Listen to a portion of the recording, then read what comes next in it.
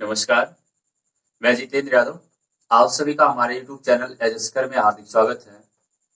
आज की क्लास में हम लोग पढ़ेंगे क्लास 12 फिजिक्स चैप्टर फर्स्ट के कुछ न्यूमेरिकल इसके पहले की क्लास में हो चुके हैं। हमने आपको इसके पहले की क्लास में दो टाइप का न्यूमेरिकल पढ़ाया था। एक Q बराबर NE पर आधारित कुछ प्रश्न थे और एक कूलाम के नियम पर आधारित। कूलाम के नियम का जो सूत्र होता है 1/4πε0 Q1 Q2 अपान R²।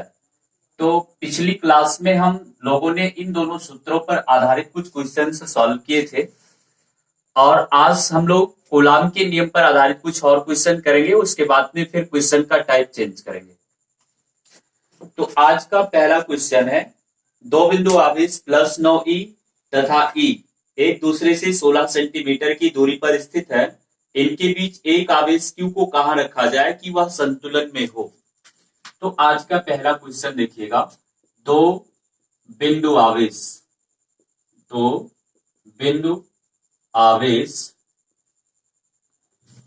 +9e तथा +e एक दूसरे से 16 सेंटीमीटर की दूरी पर स्थित है।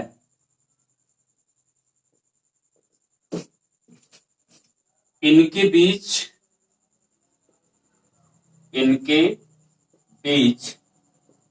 एक आवेश Q को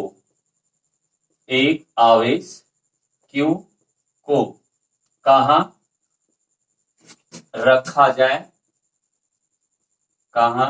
रखा जाए कि वह संतुलन में हो। ये क्वेश्चन है। देखिए, कहा जा रहा है कि दो बिंदु आवेश 9e तथा E एक दूसरे से 16 सेंटीमीटर की दूरी पर स्थित है। इनके बीच एक आवेश Q को कहां रखा जाए कि वह संतुलन में है। देखिए, ध्यान दीजिएगा, एक आवेश मान लो एक पॉइंट ए है, एक पॉइंट टी है और यहाँ पर +9e कूलाम का आवेश रखा है, यहाँ पर E कूलाम का आवेश रखा है।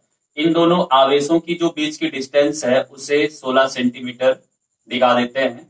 अब कह रहा है कि इनके बीच एक आवेश Q को कहां रखा जाए। मान लो कि बिंदु O पर रख देते हैं। एक बिंदु आवेश +Q को कहां रख दिया जाता है? बिंदु O पर। तो ये संतुलन में है। तो संतुलन में होने का मतलब क्या है कि इस पर जो भी वैद्युत बल कार्य करेंगे उनका जो परिणामी है वो शून्य आना चाहिए। तो जरा ध्यान से देखिएगा, इस बिंदु पर दो बल कार्य करेंगे। एक पहला बल जो होगा वो +E के कारण होगा। तो ये जो बल उत्पन्न होगा इसे मान लेते हैं कि A ये हो जाएगा E2। चूंकि +E एक पॉजिटिव चार्ज है, पॉजिटिव चार्ज से जो बल उत्पन्न होगा उसकी डायरेक्शन जो होगी इससे दूर हो जाएगा। फिर इसके बाद में इसके कारण जो बल कार्य करेगा ये भी क्या होगा कि इसकी डायरेक्शन इससे दूर हो जाएगा। +9e के कारण जो बल उत्पन्न हो रहा है वो F1 है और +E के कारण जो बल उत्पन्न हो रहा है वो F2 है। यहाँ पर दो बल कार्य कर रहे हैं। ये संतुलन में, संतुलन में का मतलब क्या होगा कि इन दोनों बलों का जो परिणामी आएगा वो शून्य आएगा। अब देखिए, बलों का परिणामी ज्ञात कैसे करेंगे। हाँ, एक बात ध्यान रखिएगा, उसने बोला है कि Q को कहां रखा जाए। तो मान लेते हैं Q को +9e आवेश से x सेंटीमीटर की दूरी पर। टोटल जो डिस्टेंस है वो 16 सेंटीमीटर है। इतना आपने x सेंटीमीटर मान लिया। तो इसका मतलब क्या है कि ये वाली जो डिस्टेंस होगी वो 16 - x सेंटीमीटर हो जाएगी। तो यहां पर हम अब जब दोनों बलों को निकालेंगे तो F1 जो होगा वो कूलाम के नियम से निकालेंगे, क्योंकि यह भी एक बिंदु आवेश है और यह भी एक बिंदु आवेश है। दोनों के बीच की जो डिस्टेंस है वो मालूम है। तो कूलाम के नियम से हम F1 निकाल सकते हैं और फिर उसके बाद में ये भी एक बिंदु आवेश, ये भी एक बिंदु आवेश, तो कूलाम के नियम से F2 भी निकाला जा सकता है। F1 और F2 का परिणामी शून्य हो जाएगा क्योंकि उसने कहा है कि संतुलन में है। अब चलिए इसके बाद में आगे हम लोग ध्यान देंगे, क्योंकि यह निकाय संतुलन में है, यह निकाय संतुलन में है, इसलिए F1 plus F2 equal to हो जाएगा 0। क्यों? क्योंकि संतुलन की बात क्या, एक बात ध्यान रखना कि यहाँ F1 और F2 की जो डायरेक्शन है वो अपोजिट है, और आपको ये मालूम होगा कि बल जो होता है वो एक वेक्टर क्वांटिटी है, सदिश राशि है, और सदिश राशियों की जब डायरेक्शन अपोजिट होते हैं तो प्लस ना लगा करके हम इसके बीच से परिणामी निकालते समय माइनस लगाते हैं, तो यहाँ पर माइनस हो जाएगा। तो आगे क्या होगा कि F1 इक्वल टू F2 आ रहा है। अब हम क्या करेंगे, कूलाम के नियमानुसार F1 और F2 के वैल्यूज निकालेंगे और उसे सॉल्व करेंगे तो x की वैल्यू पता चल जाएगी। आई मीन्स आपको ये पता चल जाएगा कि वो आवेश क्यों कितनी दूरी पर रखा गया है, वही दूरी ही आपको बताना था। तो अब यहाँ पर कूलाम का नियम लगाएंगे तो F1 जो होगा ये इन दोनों आवेशों के बीच कार्य करने वाला बल है। तो कूलाम के नियम से होता क्या है कि 1/4πε0 Q1 की जगह पर क्या हो जाएगा Q, और Q2 की जगह पर हो जाएगा E/r²। तो r की जगह पे क्या रखेंगे 16 माइनस x का होल स्क्वायर। F2 की जगह पर क्या होगा वही 1/4πε0, उसके बाद Q1 की जगह पर 9e और Q2 की जगह पर Q/r² का मतलब x²। ये और ये कैंसिल होगा, QE से QE कैंसिल होगा, यहाँ आ रहा है 1/16 माइनस x का होल स्क्वायर बराबर 9/x²। दोनों तरफ स्क्वायर रूट लेंगे, वर्गमूल लेंगे, तो वर्गमूल जब लेंगे तो ये हो जाएगा 1/16 माइनस x और ये 3/x, तिरछा गुणा करेंगे तो x बराबर होगा 16 3 48 माइनस 3x, तो x प्लस 3x बराबर आएगा 48। तो x और 3x मिलके 4x बराबर होगा 48, तो x बराबर हो जाएगा 48/4, 12 चौक 48। तो इसका मतलब क्या है कि x की जो वैल्यू आ रही है वो 12 सेंटीमीटर आ रही है, आंसर होगा। हमारे कहने का मतलब क्या है कि आवेश Q को प्लस 9e आवेश से 12 सेंटीमीटर की दूरी पर रखने पर ये आपका जो निकाय बन रहा है वो संतुलन में आएगा, तो ये दूरी 12 सेंटीमीटर निकल के आएगी। तो इसी टाइप का मैं तुरंत एक क्वेश्चन और करवाता हूं जो कि वो वैद्युत क्षेत्र की तीव्रता पर आधारित है, बिल्कुल इसी पैटर्न पर है, बस अंतर इतना है कि इसमें बल की बात की जाएगी और उसमें क्या है कि वैद्युत क्षेत्र की तीव्रता की बात की गई है। तो नेक्स्ट क्वेश्चन है, दो बिंदु आवेश 5 × 10⁻−10 19 कूलाम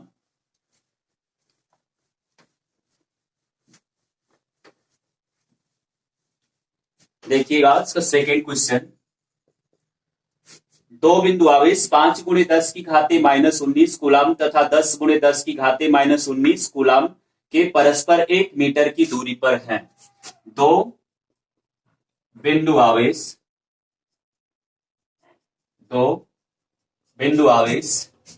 5 × 10⁻19 कूलाम तथा 10 × 10⁻19 कूलाम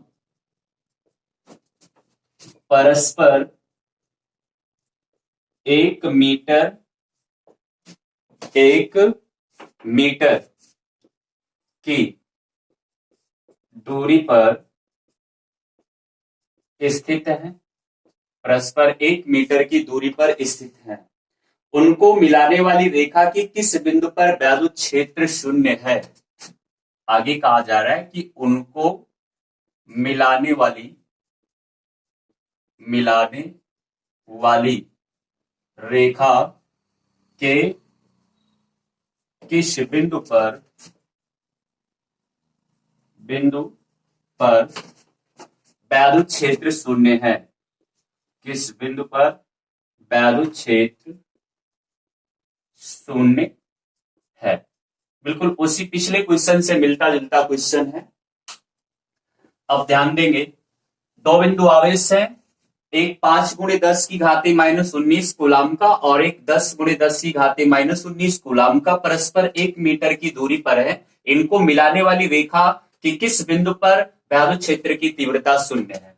तो जरा ध्यान से देखिए, मान लेते हैं कि एक बिंदु ए और एक बिंदु बी, यहाँ पर 5 × 10⁻−19 कूलाम का आवेश रखा गया और यहाँ पर 10 × 10⁻−19 कूलाम का आवेश रखा गया। इन दोनों आवेशों के बीच की जो डिस्टेंस है वो 1 मीटर है। कह रहा कि किस बिंदु पर, इनको मिलाने वाली रेखा के किस बिंदु पर, तो मान लेते हैं कि एक बिंदु ओ है जहां पर वैद्युत क्षेत्र की तीव्रता 0 दिया है। अब इस बिंदु की दूरी हम यहां से मान लेते हैं कि x है। तो अगर यहां से दूरी इसकी x है तो जाहिर सी बात है कि इसकी दूरी हो जाएगी 1 - x, मीटर। कारण क्या है कि टोटल जो डिस्टेंस दिया था वो 8 मीटर, इतना आपने x मान लिया तो इतना कितना हो जाएगा 1 माइनस x माइनस करने पर ये निकल आएगा। तो यहाँ पर हम लिख सकते हैं कि Q1 इक्वल टू दिया है कि 5 गुणे 10 की घाते माइनस 19 कूलम, और Q2 की जो वैल्यू दिया है वो 10 गुणे 10 की घाते माइनस 19 कूलम दिया है। R की वैल्यू अगर हम पता करें यानी AB, R I means A B बराबर जो दिया है वो 1 मीटर है, और अगर हम ओ ए की बात करें तो ओ भी एक्स मान ही लिया गया है। और उसके बाद में आगे अगर ओ बी की बात करें तो ओ बी कितना हो जाएगा 1 माइनस एक्स हो जाएगा। और इतना चीज तो आपको क्वेश्चन में दिया हुआ है। अब आप यहां लिखेंगे चूंकि वैद्युत क्षेत्र की तीव्रता इक्वल टू 0। अब जरा ध्यान से देखिएगा, ये भी एक पॉजिटिव चार्ज है, ये भी एक पॉजिटिव चार्ज है। इस पॉजिटिव चार्ज के कारण जो तीव्रता उत्पन्न होगी वो तीव्रता इधर को उत्पन्न होगी, क्योंकि डायरेक्शन इसकी क्या हो जाएगी अपोजिट हो जाएगी। और इसके कारण जो उत्पन्न होगी वो भी इधर को उत्पन्न होगी, इसकी डायरेक्शन अपोजिट होगी। क्योंकि पॉजिटिव चार्ज से के कारण जो तीव्रता उत्पन्न होती है उसकी डायरेक्शन उससे दूर होती है। तो ये दोनों तीव्रताएं दोनों आवेशों के कारण उत्पन्न होगी, एक E1 उत्पन्न होगी और एक E2 उत्पन्न होगी। अब बात ये आती है कि अगर इनके परिणामी की बात किया जाए तो इनका परिणामी जो होगा E1 प्लस E2 हो जाएगा, क्योंकि E जो है इनकी परिणामी तीव्रता है, तो E1 प्लस E2 हो जाएगा। अब फिर वही बात आती है कि वैद्युत क्षेत्र की तीव्रता सदिश राशि है, और सदिश राशियों के डायरेक्शन अपोजिट होने पर यहाँ पर हम लोग प्लस न लगा करके माइनस लगाते हैं। तो उसी तरह से यहाँ भी आप देख रहे हैं कि E1 इक्वल टू E2 आ रहा है। अब E1 जो है वो इस 10 गुणे 10 की घाते माइनस 19 कूलम आवेश के कारण उत्पन्न हुआ। अगर हम इस आवेश की बात करें तो यह एक पॉइंट चार्ज है, और किसी भी पॉइंट चार्ज के कारण तीव्रता निकालने का सूत्र मैंने पढ़ाया है 1/4πε0 Q/r²। तो इस फार्मूले की मदद से E1 और E2 हम लोग फाइंड कर लेंगे। तो अब सबसे पहले ध्यान दीजिएगा कि इसे क्या लिखा जाएगा 1/4πε0 Q1/r² और उसके बाद में फिर 1/4πε0 Q2/r²।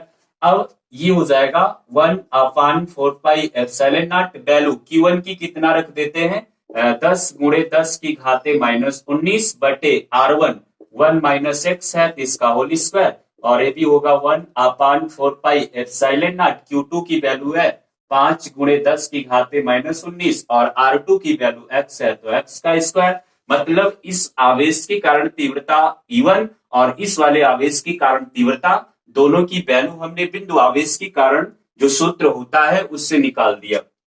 ये और ये कैंसिल हो जाएगा, उसके बाद 10 घाते ये कैंसिल होगा, 5 एकम 5 5 दूनी 10 तो बचेगा यहाँ 2/1 माइनस एक्स का होल स्क्वायर और 1/x²। दोनों तरफ स्क्वायर रूट आई मीन वर्गमूल निकालेंगे तो ये बचेगा √2 और ये वर्गमूल से बाहर निकलेगा 1 माइनस एक्स और ये 1/x। तिरछा गुणा करेंगे तो √2x बराबर 1 माइनस एक्स, पक्षांतर करेंगे तो ये √2x प्लस x बराबर 1 आएगा। x कॉमन करेंगे तो ये हो जाएगा √2 प्लस 1 इक्वल टू 1। तो x इक्वल टू हो जाएगा 1/√2 प्लस 1। देखिए इसका परिमेयीकरण करेंगे क्योंकि हर में रूट आया है, तो परिमेयीकरण करने पर √2 माइनस 1 और √2 माइनस 1 इसके कॉन्जुगेट से ऊपर नीचे मल्टीप्लाई होगा तो x इक्वल टू हो जाएगा ऊपर √2 माइनस 1 नीचे a plus B, A minus B का फार्मूला बन रहा है तो a स्क्वायर यानी 2 का स्क्वायर और माइनस b स्क्वायर यानी 1 का स्क्वायर, तो आएगा नीचे 1, कोई बात नहीं है। इसकी वैल्यू 1.414 माइनस 1 हो जाएगा तो x इक्वल टू आएगा 0.414। ये मीटर में आ रहा है, अगर आप इसे सेंटीमीटर में कन्वर्ट करेंगे तो 100 का भाग कराएंगे तो दशमलव इधर आ जाएगा, तो ये हो जाएगा 41.4 सेंटीमीटर। तो ये आपका इस सवाल का आंसर है, 41.4 सेंटीमीटर हो जाएगा। तो इस तरह से मैं उम्मीद करता हूं कि आपको इस टाइप के क्वेश्चन समझ में आ गए होंगे। अगर ये क्वेश्चन समझ में आ गए होंगे तो इस पर आधारित अगर और कोई क्वेश्चन मिलेगा तो आप उसे सॉल्व कर ले जाएंगे। अब मैं सवाल का टाइप चेंज करूंगा, अब मैं आपको कुछ वैद्युत क्षेत्र की तीव्रता पर आधारित सूत्र सवाल पढ़ाऊंगा। मैंने सूत्र आपको बताया था E बराबर होता है F/Q, जो वैद्युत क्षेत्र की तीव्रता की परिभाषा से है, उससे कुछ छोटे छोटे क्वेश्चन करवा दे रहे हैं। देखा, सूत्र यही होता है E बराबर एफ अपॉन क्यू। तो इस फार्मूले की कुछ क्वेश्चन अब हम आपको सॉल्व कराएंगे।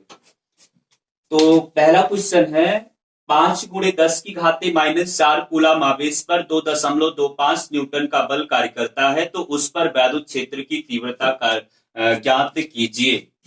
ध्यान दीजिएगा, तीसरा क्वेश्चन है 5 × 10⁻⁻⁴ कूलम के आवेश पर, कूलम के आवेश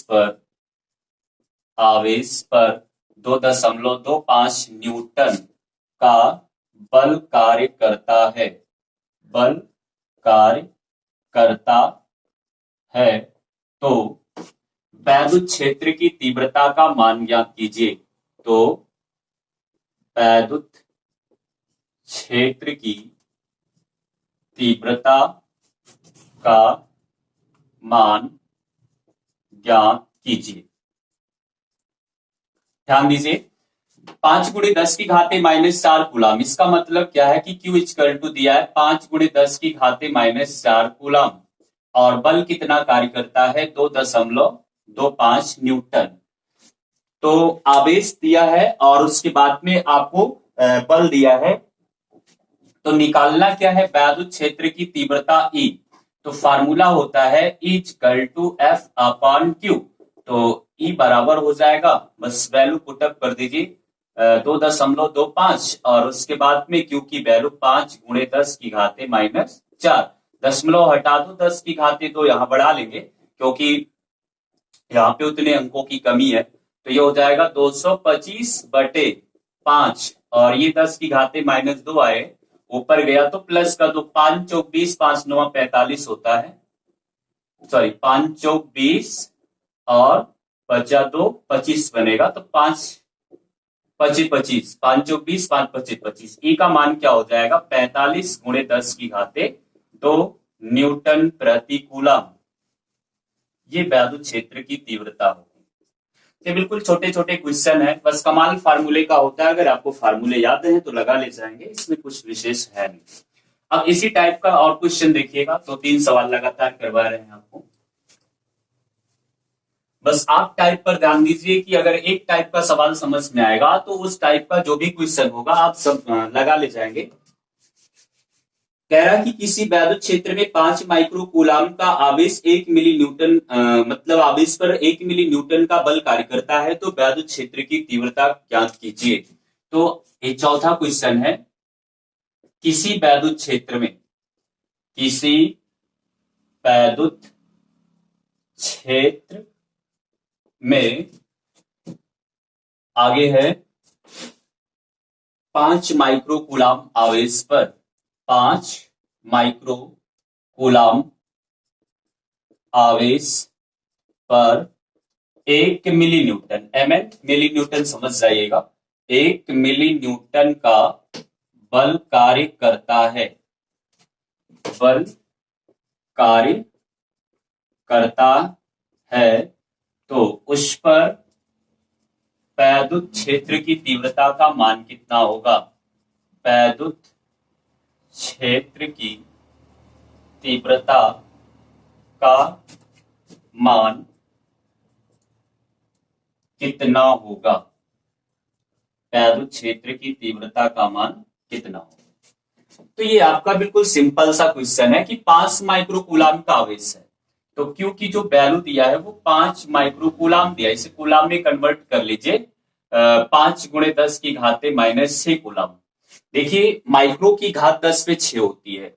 अब अगर जिसको कोई प्रॉब्लम होगी तो हमने 11th की फिजिक्स में एक चैप्टर पढ़ाया है यूनिट एंड मेजरमेंट, वहां पर मैंने कुछ मात्रकों की 10 पर घात लिखी है, वो वीडियो अपलोड है, वहां आप जाके देख सकते हैं कि जितने भी मात्रक है उनकी 10 पर घात दी गई है, और वहां से आप बहुत आसानी से याद कर सकते हैं।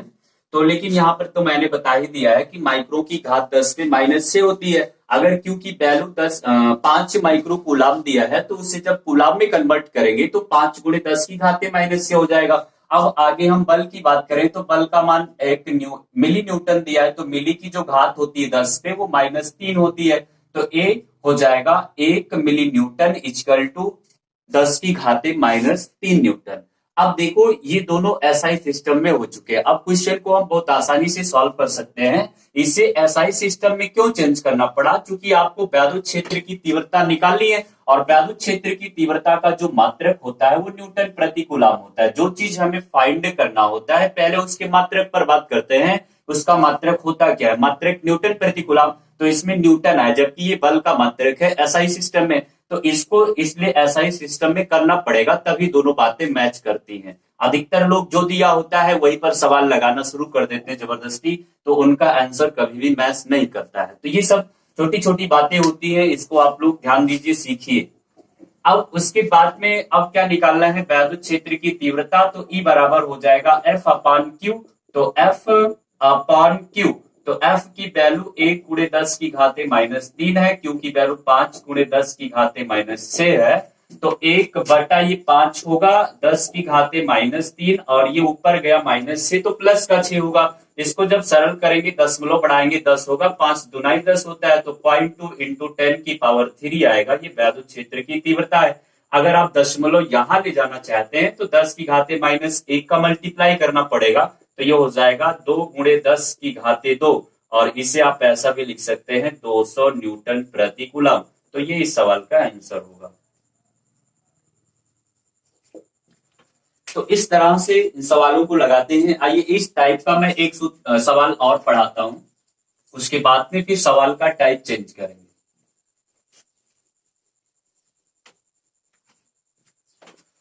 नेक्स्ट क्वेश्चन है, उस वैद्युत क्षेत्र का मान क्या होगा जिसमें एक इलेक्ट्रॉन पर उसके भार के बराबर वैद्युत बल कार्य करता है? उस वैद्युत क्षेत्र का मान क्या होगा जिसमें एक इलेक्ट्रॉन पर उसके भार के बराबर वैद्युत बल कार्य करता है? क्वेश्चन नंबर 5, उस वैद्युत क्षेत्र का मान क्या होगा? उस वैद्युत क्षेत्र का मान क्या होगा जिसमें एक इलेक्ट्रॉन पर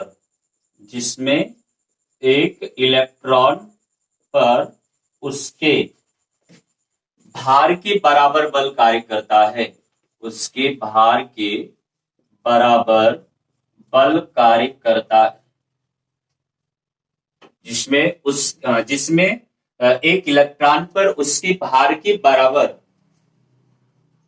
बल कार्य करता है। सही है, बल कार्य करता है।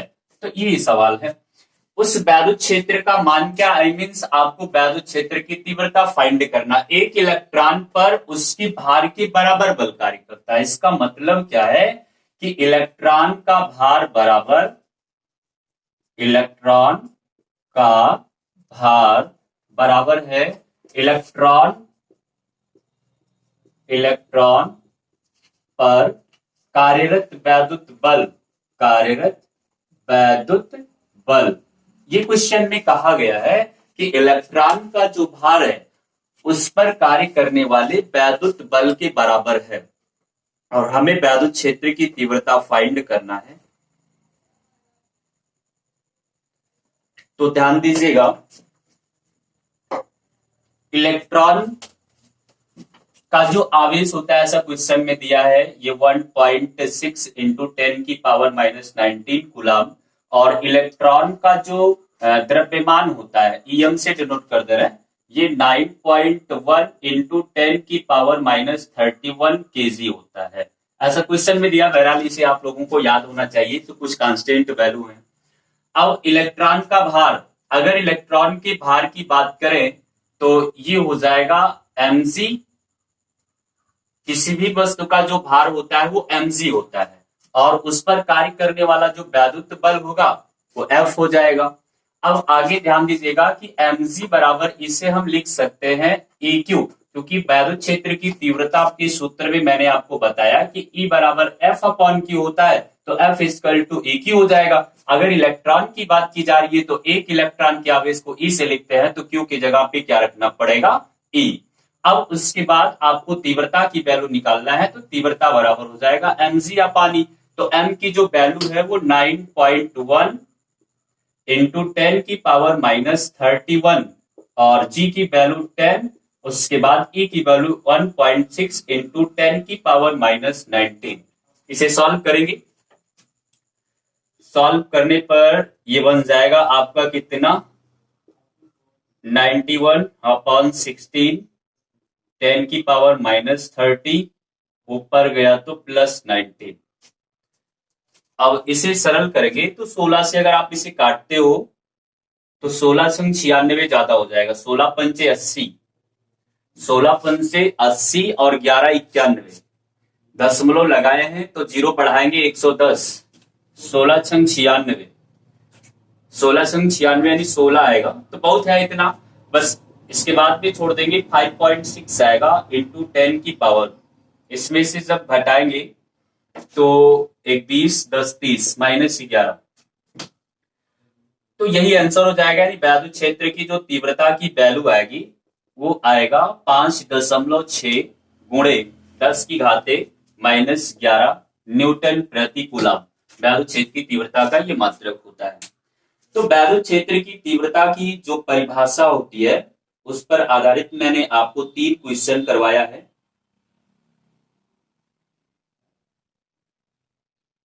अब इस टाइप के जो भी क्वेश्चन होंगे आप उसे सॉल्व करेंगे। चलिए एक मैं और करवा देता हूं। हीलियम के नाभिक के कारण 1 एंगस्ट्रॉम की दूरी पर वैद्युत क्षेत्र की तीव्रता ज्ञात कीजिए। हीलियम के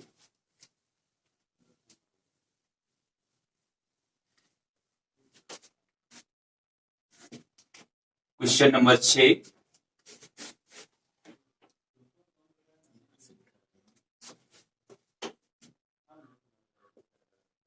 हीलियम के नाभिक के कारण 1 एंगस्ट्रॉम की दूरी पर वैद्युत क्षेत्र की तीव्रता ज्ञात कीजिए। वैद्युत क्षेत्र की तीव्रता ज्ञात कीजिए। हीलियम के नाभिक के कारण 1 एंगस्ट्रॉम की दूरी पर वैद्युत क्षेत्र की तीव्रता ज्ञात कीजिए। सवाल पढ़ने से बस केवल दूरी फाइनल हो रही है कि R बराबर 1 एंगस्ट्रॉम दिया, इसे मीटर में चेंज करेंगे तो 1 गुणे 10 की घाते -10 मीटर होगा, क्योंकि एक पैमाना होता है कि 1 एंगस्ट्रॉम इक्वल टू 10 की पावर -10 मीटर। अब उसके बाद में बात की जा रही है हीलियम नाभिक। आपको वैद्युत क्षेत्र की तीव्रता ई फाइंड करना है, तो ई बराबर एफ अपॉन क्यू होता है। ई बराबर क्या होता है, एफ अपॉन क्यू। तो ई बराबर अगर एफ अपॉन क्यू होता है तो अब ध्यान दीजिएगा, वहां से नहीं निकल पाएगा। अगर हम हीलियम की बात करें तो जैसे मान लो कि हीलियम है और ये इसका नाभिक है, इसी के कारण 1 एंगस्ट्रॉम की दूरी पर आपको तीव्रता निकालनी है। तो 1 एंगस्ट्रॉम की दूरी पर निकालना है, तो हीलियम है तो ये चार्जफुल होता है, आवेश युक्त होता है। तो इस पर हीलियम नाभिक पर जो आवेश होगा वो एक बिंदु आवेश का कार्य करेगा, और वहां से 1 एंगस्ट्रॉम की दूरी पर तीव्रता निकालना है। तो यहाँ पे आपको जो कॉन्सेप्ट दिखाई पड़ रहा है वो बिंदु आवेश के कारण तीव्रता का दिखाई पड़ रहा है, कि अगर तीव्रता निकालना है तो बिंदु आवेश के सूत्र से निकालेंगे, कि जो बिंदु आवेश के कारण तीव्रता का सूत्र होता है 1/4πε0 Q/r²।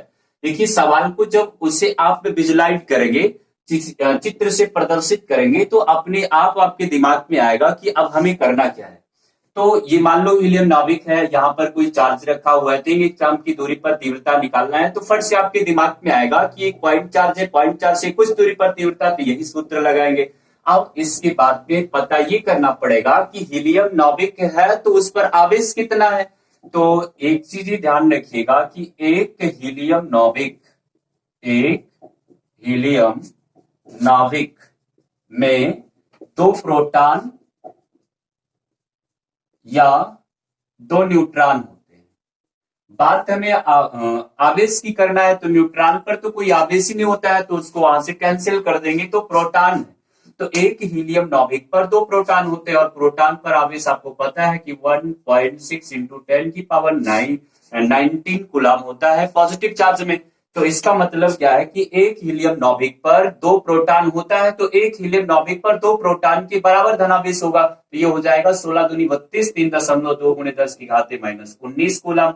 तो जिसको ये बात याद होगी कि हीलियम नाभिक पर कितने प्रोटॉन होते हैं, तो वो पता कर ले जाएगा कि एक हीलियम नाभिक पर कितने यूनिट का चार्ज होगा, तो 3.2 गुणे 10 की घात -19 कूलम का चार्ज होगा। अब बात वही आई कि बिंदु आवेश की कारण तीव्रता निकालना है, तो सूत्र क्या होता है कि 1/4πε0 Q/r²। ये फार्मूला मैं क्यों यूज कर रहा हूं उसका रीजन मैंने पहले समझा दिया है। अब ये हो जाएगा, इसकी वैल्यू 9 गुणे 10 की घाते 9, Q का मान है 3.2 गुणे 10 की घाते -19, R की वैल्यू कितनी है, एक एंगस्ट्रॉम था तो 10 की घाते -10 हो गया। अब उसके बाद में जब ये देखिएगा 9 दुनाई 18, 9 तिरिक 27, 27 और 8 25, एक अंक पर दशमलव, 10 की घाते -10, ऊपर गया प्लस का 10, कैंसिल हुआ, तो ये आएगा 25.2 न्यूटन प्रति कूलम। तो ये सवाल का आंसर हो जाएगा 25. कुछ मिस्टेक हुआ, यहाँ पे आर स्क्वायर होता है, तो आर स्क्वायर का मतलब है कि इसका स्क्वायर हो जाएगा। जब इसका स्क्वायर हो जाएगा तो 2 मिनट रुकिएगा, इसमें कुछ करेक्शन है। तो अगर स्क्वायर होगा तो ये 10 की घाते -20 बना लेगा, तो ऊपर जाएगा जब ये, तो प्लस का 20 हो जाएगा। जब प्लस का 20 हो जाएगा तो यहाँ पे 10 की घाते 10 बच रहा है, 10 की घाते कितना बचेगा 10। आप अगर 0.1 अंक बाई तरफ खिसकाना चाहते हैं तो 10 का मल्टीप्लाई करेंगे, तो जब 10 का मल्टीप्लाई करेंगे तो इक्वल टू आएगा 2.52 इंटू 10 की पावर 11 न्यूटन प्रति कूलम। अब ये सही हुआ, थोड़ा सा जल्दबाजी में स्क्वायर नहीं किए। अब इसके बाद में आगे, ये तो बिंदु आवेश के कारण जो तीव्रता का सूत्र पढ़ाया गया उस पर आधारित क्वेश्चन है। अब कुछ क्वेश्चन और करवा रहा हूं सूत्र पर आधारित।